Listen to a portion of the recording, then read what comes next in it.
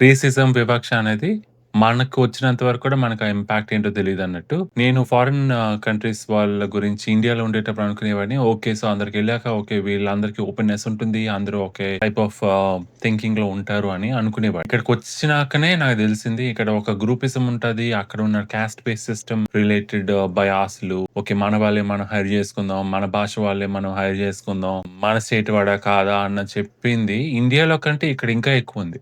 ఇండియాలో ఉండేటప్పుడు నేను విట్‌నెస్ చేసేవాడినన్నమాట క్లోజ్‌గా. మనకి ఇంపాక్ట్ అయితే ఇంపాక్ట్ అయినట్టు, ఇంపాక్ట్ అవ్వకపోతే ఇగ్నోర్ చేస్తే ఇగ్నోర్ చేసినట్టు. బట్ నార్త్ ఇండియన్స్ ఒకవేళ మేనేజర్స్ ఉన్నారనుకోండి, వాళ్ళు నార్త్ ఇండియన్స్‌కి పుష్ చేయడం, వాళ్ళు ప్రమోట్ అవ్వడం, లేకపోతే వాళ్ళకి ఎక్కువ ప్రయారిటీస్ ఇవ్వడం అలా చేస్తుండేదన్నమాట. సౌత్ ఇండియన్ మేనేజర్స్ అయితే మళ్ళీ ఆటోమేటికల్లీ ఓకే. వీడు ఏ పర్టిక్యులర్ స్టేట్ వాడు, మన తెలంగాణ వాడా, మన ఆంధ్ర వాడా అని చెప్పేసి మళ్ళీ వితిన్ ఆంధ్ర మళ్ళీ ఇంకా పోయి గోదావరి వాడా లేకపోతే కోస్తానా అని జెప్పేసి మళ్ళీ అక్కడ కేటగరైజేషన్. మళ్ళీ ఇంకో నెక్స్ట్ లెవెల్ అన్నట్టు కాస్ట్ బేస్డ్ కూడాని డెవలప్‌మెంట్ ఉంటది. ఇదంతా చూసి ఇండియాలో ఓకే. ఇలా ఉండదులే ఫారిన్ కంట్రీస్‌లో అని అనుకున్నాను. కానీ ఖచ్చితంగా పొరపడ్డాను. ఇక్కడికొచ్చినాకనే రియలైజ్ అయ్యాను అది కూడాని. అండ్ ఇప్పుడు నేను చెప్పే స్టోరీ లేట్‌గా చూసానిది. బట్ ఖచ్చితంగా నాకు మాట్లాడాలనిపించింది. ఎందుకంటే వెరీ కనెక్టెడ్ ఈ టాపిక్‌కి నేను. ఇంతకు ముందు కూడాని చాలా స్ట్రాంగ్‌గా మాట్లాడతాను. అంటే లాంగ్వేజ్ బేస్డ్ రేసిజం గాని, లేకపోతే లాంగ్వేజ్ బయాస్ కానీ, డిస్క్రిమినేషన్ గాని అస్సలు నేను కంప్లీట్‌లీ అగెయిన్స్ట్ ఉంటాను.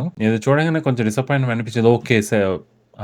నేనొక్కడినే కాదు వేరే వాళ్ళు కూడా అలాగ అనుకుంటున్నారు అని అనిపించింది ఇది చూసినాక. అండ్ పిరియాడికల్‌గా లాస్ట్ ఫ్యూ మంత్స్‌లో మనం చూస్తున్నాం హెచ్-1బీ వీసా రిలేటెడ్ యాస్పెక్ట్స్ కానీ ఇవన్నీ కూడాని ఆ ర్యాపిడ్ చేంజెస్ కూడాని ఊరికనే రావండి. ఎవరో ఒకరు మిస్‌యూజ్ చేసుకొని అది ఒక ప్యాటర్న్ ఫాలో అయితేనే వీళ్ళు కూడా అలర్ట్ అయ్యి ఓకే. సో, మనం ఈజ్ ఔట్ చేసిన పాలిసీస్‌ని మిస్‌యూజ్ చేసుకుంటున్నారు అని వాళ్ళకనిపించినప్పుడే drastic changes back to back మనం తట్టుకోలేని చేంజెస్ వస్తాం. అయ్యో బాబోయ్! అనుకుంటాం. బట్ ఇవన్నీ కూడా రూట్ కాజెస్ ఇంటర్నల్లీ కూడా. మీరు ఫస్ట్ టైమ్ నా వీడియో చూస్తున్నట్టయితే నా పేరు గౌతమ్. నేను ఉండేది న్యూ బ్రన్స్‌విక్, అట్లాంటిక్ కెనడాలో. మీకు ఈ వీడియో నచ్చితే మీరు యాక్సెప్ట్ చేస్తే ప్లీజ్ లైక్ ఇట్. నా కాంటెంట్ రెగ్యులర్‌గా మీ ఫీడ్‌లో రావాలి అని అనుకుంటే ప్లీజ్ సబ్‌స్క్రైబ్. నాది న్యూ ఛానెల్ ఇంకాని డెవలప్‌మెంట్ స్టేజ్‌లో ఉంది. So, please kindly support in case you like my content the way I am delivering it. So, ఈ పర్టిక్యులర్ పర్సన్ రెడ్డిట్‌లో పోస్ట్ చేశారన్నమాట. తిను హెచ్-1బీ వీసా మీద యూఎస్‌లో ఉండే ఇప్పుడు రిటర్న్ అయిపోయాను. రిటర్న్ అయిపోయినాక ఇప్పుడు ఉన్న రిలేటెడ్ చేంజెస్‌లో కూడాని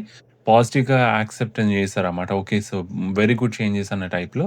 అండ్ అలా అప్రిషియేట్ చేస్తూనే ఇతను తనకొచ్చిన ఎక్స్‌పీరియన్స్‌ని బయటికి ప్రొజెక్ట్ చేశారన్నమాట. ఇప్పుడు Walmart is one of the largest employer. యూఎస్‌లో గాని, కెనడాలో గాని one of the largest employers for sure. Multinational company కాబట్టి ఆటోమేటికల్లీ ఉంటుంది. అండ్ అక్కడ majority of them managers Telugu వాళ్ళని మాత్రమే హైర్ చేసుకుంటారు. అంటే ప్రొడామినెంట్‌లీ మేనేజర్స్ తెలుగు వాళ్ళే ఉండుంటారు. ఈవెంచువల్లీ కూడాని వాళ్ళు ఎవరైనా హైరింగ్‌కి చేసుకోవాలనుకుంటే తెలుగు వాళ్ళు హైర్ చేసుకోరు. ఎందుకంటే చెప్తాను. ఇది నేను చూసాను కూడా రియల్‌గా కేస్ కూడాని. ఎక్స్‌పీరియన్స్ కూడా చేశాను. అండ్ సెకండ్ యాస్పెక్ట్ ఏంటంటే Intel is also one of the largest employer of course మీకు అక్కడ కూడా ఏంటంటే గుజ్జూస్ అన్నమాట. గుజరాతీస్‌ని ఎక్కువ హైర్ చేసుకుంటారు. గుజరాతీస్‌ని ఎక్కువ హైర్ చేసుకున్నారంటే ఆటోమేటిక్‌లీ మేనేజర్స్ అందరూ కూడాని గుజరాతీ మేనేజర్స్ అయ్యుండాలి ప్రెడామినెంట్‌లీ. సో, అదే విధంగా మీరు ఇంకే ఆర్గనైజేషన్ తీసుకున్నా కూడా ఏదో ఒకటి ఉంటుంది. నార్త్ ఇండియన్స్‌లో ఢిల్లీ నుంచి వచ్చిన వాళ్ళో లేకపోతే పంజాబీసో ఏదో ఒకటి పంజాబీ కమ్యూనిటీ ఉందనుకోండి ఆళ్ళందరూ కూడా పంజాబీ వాళ్ళని తీసుకోవడానికి ట్రై చేస్తారన్నమాట. అది అనుకున్నా, అనుకోకపోయినా, కావాలని చేసినా, కావాలని చేయకపోయినా అని ఆ ప్యాటర్న్ ఫాలో అయ్యామనుకోండి ఆటోమేటిక్‌లీ మీరు క్లియర్‌లీ బయాస్డ్, డిస్క్రిమినేషన్ చేసి హైరింగ్ చేసుకున్నారు. ఒకటో, రెండో అనుకోండి ఓకే. ఫైన్. కోయిన్సిడెంటల్ అనుకుంటాం. అందరిని అదే హైర్ చేశారనుకోండి 8 out of the 10 people that you hire అందరూ ఇండియన్సే ఉండి ఇండియన్స్‌లో మళ్ళీ ఈ సబ్ సెక్షన్స్ అది లాంగ్వేజ్ బేస్డ్ ఉన్నాయనుకోండి ఆ ప్యాటర్న్ చూస్తారు అందరూ కూడాని. Okay. So, there is something wrong అని చెప్పేసి. ఒకవేళ 30% ఔట్ ఆఫ్ 10 అనుకోండి అది వేరే story. Okay. Fine. There is no pattern అని ఎప్పుడైనా సరే ఎవరు చూడరు, ఎవరు ఏమి తెలుసుకోలేరులే అనుకోని బ్లైండ్‌గా చేసేస్తుంటారు కొంతమంది. And there are several reasons. వాళ్ళ రీజన్స్ కూడాని సబ్‌స్టాన్షియల్లీ పాజిటివ్ యాంగిల్‌లో చూడాలా అంటే నేనైతే చూడను పాజిటివ్ యాంగిల్‌లో. ఎందుకంటే క్లియర్‌గా ప్యాటర్న్ ఉంది అన్నప్పుడు ఆటోమేటిక్‌లీ వాళ్ళు ఎవరికీ ఎగ్జిబిట్ చేయరు. ఎవరికి మైండ్‌లో బయట చెప్పరు. ఓకే. సో, ఇండియన్స్‌ని హైర్ చేయి, తెలుగు వాళ్ళని హైర్ చేయి అని చెప్పరు. బట్ వాళ్ళ ప్యాటర్న్ ఆఫ్ సెలక్షన్‌లో వాళ్ళు అలాగే పుష్ అవుతారు. అలాగే వస్తారు కూడాని. అండ్ ఎందుకు ఇలా చేస్తారంటే లాంగ్వేజ్ బేస్డ్ ఓకే. మనవాళ్ళు అని చెప్పేసి ఓకే. మనం చెప్పినట్టు చేస్తారు. మనం కమాండ్ చేయొచ్చు. మన తెలుగులో భాషలోనే మాట్లాడుకొని ఇది చేయొచ్చు. లేకపోతే మన గుజరాతీ భాషలోనే మాట్లాడి మనం కమాండ్ చేయొచ్చు. లేకపోతే పంజాబీలోనే మాట్లాడి మనం కమాండ్ జేసుకోవచ్చు. మనం చెప్పినట్టు జేస్తారు. ఒక వేరే లాంగ్వేజ్ వారు అయినా వేరే స్టేట్ వాడయినా మళ్ళీ మనకి లొంగడు అన్న టైప్‌లో ఉంటుంది. ఆ విధంగా ఆలోచిస్తారు. మళ్ళీ ఇక్కడ ఫారెన్ కంట్రీస్‌లో వచ్చి మనం అనుకుంటాం ఓహ్! మనల్ని యాక్సెప్ట్ చేయాలి ఫారెన్ కంట్రీస్ వాళ్ళు రేసిజం అది ఇది అని పెద్ద పెద్ద మాటలాడుతుంటాం కరెక్టే.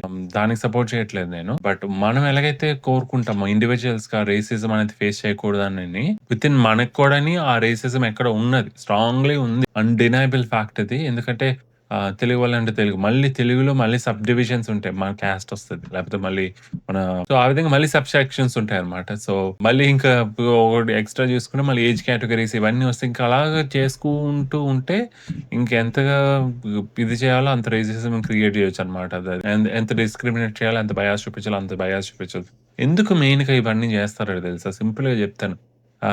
కొంతమంది కూడా ఎక్స్‌ప్లాయిట్ చేయడానికి కూడా ట్రై చేస్తారు. ఏ విధంగా ఎక్స్‌ప్లాయిట్ చేస్తారు? సింపుల్‌గానే ఓకే. నీ హెచ్-1బీ వీసా నా దాంట్లో ఉంది. నువ్వు ఇప్పుడు ఫైర్ అయ్యావనుకోండి 60 డేస్‌లో వెకేట్ చేయాల్సిందన్న టైప్‌లో ఉంటుంది. 60 డేస్‌లో ఒకవేళ ఇంక వేరే అడిషనల్ ఆఫర్ రాలేదంటే ఆటోమేటిక్‌లీ నీ కెరియర్ డైలబుల్ ఉన్నట్టే. సో, ఆటోమేటిక్‌గా హెచ్-1బీ వీసాలో ఉన్నవాళ్ళు ఆటోమేటిక్‌లీ కీ అయిపోతారన్నమాట. కీలుబొమ్మలాగా. సో, అదే ఎగ్జాక్ట్‌లీ ఇప్పుడు ఈయన కూడా రెడ్డిట్‌లో అదే కన్వే చేసాడు. And several of the comments also talks about the same. Similar ప్యాటర్న్‌లో చాలా మంది వాళ్ళ ఎక్స్‌పీరియన్సెస్ కూడా షేర్ చేసుకోవడానికి ట్రై చేశారు. అండ్ నేను కూడా చూసాను ఇక్కడ నేనుండే ప్లేస్‌లో కూడా వాల్‌మార్ట్‌లోకెళ్ళామనుకోండి మాక్సిమం అందరూ గుజ్జు చూస్తుంటారు. లేకపోతే పంజాబీస్ ఉంటారు. ఎందుకంటే మేనేజర్ ఎవడో ఒకడు గుజరాతీ వాడు అయ్యుండి ఉండాలి. లేకపోతే పంజాబీ వాడు అయ్యుండాలి. సో, నేను లిటరల్లీ చూసాను తెలుగు వాళ్ళు మన దగ్గరకొచ్చి కంప్లెయింట్ చేయడం. సో, ఇదొక ప్యాటర్న్ మాట. ఇప్పుడు వాళ్ళలా చేశారని మన ఫ్లిప్ సైడ్‌లో చూసామనుకోండి తెలుగు వాళ్ళు ఒకళ్ళ మేనేజర్ ఉంటే తెలుగు వాళ్ళని హైర్ చేసుకోవడం స్టార్ట్ చేస్తారు. సో, ఎక్కడ కూడా నేను కూడా మేనేజర్‌గా చేశాను. కొన్ని ఆర్గనైజేషన్స్‌లో నేనైతే ఖచ్చితంగానే స్పెసిఫిక్ ఉండే. షిఫ్ట్స్‌లో ఎవరైనా ఉన్నారంటే నేను ఆటోమేటిక్‌గా ఒక వైట్ ఇండియన్స్ ఉంటే ఇండియన్స్‌ని బాలన్స్ చేసేవాడిని. ఎందుకంటే ఇలాంటి ఫీడ్‌బ్యాక్ అస్సలు నాకు నచ్చదు. ఆ ప్యాటర్న్ అనేది కనపడకూడదసలు. అసలు ఎవరికీ స్కోప్ ఇవ్వకూడదు మాట్లాడడానికి. నేను హైర్ చేసేటప్పుడు కూడాని ఈక్వల్‌గానే హైర్ చేశాను. ఇండియన్స్‌ని తీసుకున్నాను. వైట్స్‌ని కూడా తీసుకున్నాను. So, I'm really proud of it. ఇండియాలో ఉండేటప్పుడు కూడా డిఫరెంట్ డిఫరెంట్ స్టేట్స్ వాళ్ళు నా టీమ్‌లో ఉండేవారు. డిఫరెంట్ డిఫరెంట్ స్టేట్స్ నుంచి. భాష అనేది ఇది లేదు. ముంబై నుంచి హైర్ చేశా. పుణె నుంచి హైర్ చేశా. ఢిల్లీ నుంచి హైర్ చేశా. హైదరాబాద్‌లో within that different different districts నుంచి హైర్ చేసిన వాళ్ళున్నారు. సో, ఇప్పటికి కూడా అబ్బాయిలు, అమ్మాయిలని ఈక్వల్ బ్యాలెన్స్ చేయడానికి ట్రై చేశాను. మనం చేయాలనుకుంటే ఖచ్చితంగా స్కోప్ ఉంటది. ఎఫర్ట్ పెట్టాలి. ఒక రోజు ఎక్కువ పట్టొచ్చు. 2 రోజులు ఎక్కువ పట్టొచ్చు. రష్ అయ్యి చేయాల్సిన అవసరం లేదు. ఎండ్ ఆఫ్ ది డే ఇవన్నీ కూడా సక్సెస్ స్టోరీస్ అవుతాయి. మనం చెప్పుకోవాలి, గర్వపడాలి వెనక్కి తిరిగి. మన తెలుగు వాళ్ళకి సపోర్ట్ చేయండి అని చెప్పి అంటే ఆహ్, డిఫరెంట్ వేస్ ఆఫ్ సపోర్టింగ్ ఉంటాయి. అందరూ చెప్పి మన తెలుగు వాళ్ళని అందరిని హైర్ చేసేసుకొని అక్కడ తెలుగు ఆర్గనైజేషన్‌ని ఎస్టాబ్లిష్ చేయడం కాదు కదా! ఒకవేళ మీ ఆర్గనైజేషనే అనుకోండి అది లిటరల్లీ మీరే ఎస్టాబ్లిష్ చేసి మీరే ఒకవేళ మీరే ఒకవేళ స్టార్ట్ చేసిన ఆర్గనైజేషన్ అయితే absolutely you are welcome to hire anybody that you like. But మీరు ఆర్గనైజేషన్‌కి వేరే దగ్గర పని చేస్తూ, మీరు వేరే ఆర్గనైజేషన్ రిప్రజెంట్ చేస్తూ మీరు ఈ ప్యాటర్న్ క్రియేట్ చేశారనుకోండి. ఆ ప్యాటర్న్‌ని ఈజీగా ఐడెంటిఫై చేసి ఇలాంటి రివ్యూసే వస్తాయి. ఇలాంటి ఫీడ్‌బ్యాకే వస్తది. ఇలాంటి స్టోరీస్ చాలా మంది బయటకొచ్చి చెప్పుకోలేరు. వితిన్ ఇంటర్నల్లీ బాధపడతారు. లేకపోతే అయిపోతది. ఇతను కూడా బయటికి వెళ్ళిపోయాడు కాబట్టి ఉప్పునప్పి చెప్పుకోగలిగాడేమో బట్ ఇవైతే ఖచ్చితంగా జరుగుతాయి. సో, మనం ఊరికనే కంప్లెయింట్ చేసేసి ముందు మనల్ని మనం చూసుకుంటే బెటర్. ఇప్పటికి ఆ క్యాస్ట్ సిస్టమ్ అవన్నీ ఇంకా స్ట్రాంగ్‌లీ ఉన్నాయి. అలాంటివి నుంచి ఇటువైపు ఫ్లిప్ సైడ్‌లో చూసామనుకో వేరే కంట్రీస్‌లోకొచ్చి అదే ప్యాటర్న్ ఫాలో అవుతున్నారు. అదే ప్యాటర్న్ ఫాలో అవుతున్నారు. అండ్ ఫారినర్స్ కూడా అది అబ్జర్వ్ చేస్తున్నారు. అది ఇప్పుడు స్ట్రాంగ్‌లీ రేసిజం ఇవన్నీ అపోజ్ చేయడానికి కూడాని ఇదే మా జాబ్స్ తీసేసుకుంటున్నారు. వాళ్ళనే మీరు హైర్ చేసుకుంటున్నారు అనడానికి కారణం ఇది ఎగ్జాక్ట్‌లీ ఇదే. ఇంకేదో కాదు. సో, మా నోయింగ్‌లీ చేసినా I think there is definitely a chance and scope to get those all correction చేసుకోవడానికి స్కోప్ ఉంది డెఫినైట్‌లీ. సో, అదంతా కరెక్ట్ చేసుకుంటేనే అందరికి మంచిది. మీకు మంచిది. ఒకరికి మంచిది. మనం ఎలా వేరే వాళ్ళు యాక్సెప్ట్ చేయాలి మనల్ని అని అనుకుంటామో, మనం అందరిని యాక్సెప్ట్ చేయడం, అందరిని ఒకేలా చూడడం టఫ్‌గా ఉంటాయి. కొంతమంది వైట్స్ మేనేజ్ చేయడం టఫ్ ఉంటది. వాళ్ళు వితిన్ లిమిటేషన్స్‌లో పని చేస్తారు. బట్ స్టిల్ వితిన్ లిమిటేషన్స్ పని చేయడం అప్రిషియేట్ చేయాల్సిన ఫ్యాక్టరే కదా! సో, మీరు 8 అవర్స్ పే చేసి 20 అవర్స్ పని చేపించుకుంటా అంటే ఎవరు ఊరుకుంటారు? ఎవరు ఊరుకోరు. One of the time stretch చేసి ఎవరైనా పని చేస్తారు. బట్ ప్రతిసారి ఎవరు స్ట్రెచ్ చేసి పని చేయరు కదా! సో, ఇదేంటంటే ఎక్స్‌ప్లాయిట్ చేయడం అంట బేసికల్లీ ఇండియన్స్ అయితే ఏమనరు. లేకపోతే మన తెలుగు వాళ్ళైతే ఏమనరు. మన గుజరాతీ వాళ్ళు ఏమంటే అనరు అని ఏదైతే అడ్వాంటేజ్ తీసుకుంటున్నామో మనం ఇస్తున్నాం అన్నమాట ఎంప్లాయీస్‌కి. అది కూడా బ్రేక్ అవ్వాలి. ఆ చైన్ రియల్లీ బ్రేక్ అవ్వాలి. అండ్ ఈ పాలిసీస్ కూడా అవన్నీ బ్రేక్ చేస్తాయి ఖచ్చితంగాను.